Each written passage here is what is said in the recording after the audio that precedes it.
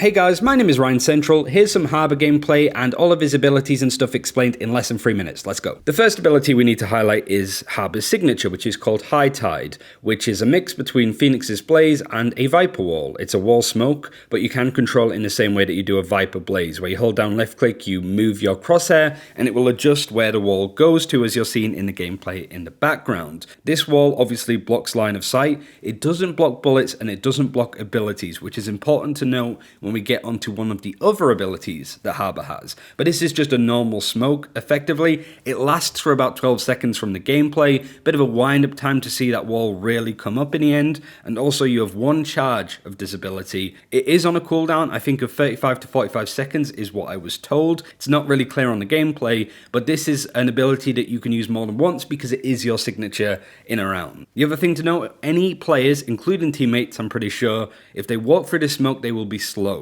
So that's the negative effect of pushing through them. They don't take damage, they're just slowed. The reason why I mentioned about blocking bullets is because we go on to the second ability, which is Cove. You equip a sphere of shielding water. It's basically an orb smoke. You throw it on the ground. You can underhand throw it as well, kind of like a KO flash. Where it hits the ground, it spawns a water shield that blocks bullets. This ability is also about 7 seconds long. You get one charge and you have to buy it, so I imagine it's quite expensive, all things considered. But like in the gameplay that you're seeing, very good for diffusing the spike, but it doesn't stop abilities. Kind of like Astra's ultimate, but as a normal orb smoke. The third and final normal ability for Harbour is Cascade, where you put forward a wave of water, you fire it and that wall starts to crouch forward like you're seeing. If you press the fire button again, it stops where it's positioned, like you're seeing in this gameplay on Ascent. Much like the High Tide ability, if you walk through the smoke, you will be slowed. And this ability also does not stop bullets. It's only Cove that does that.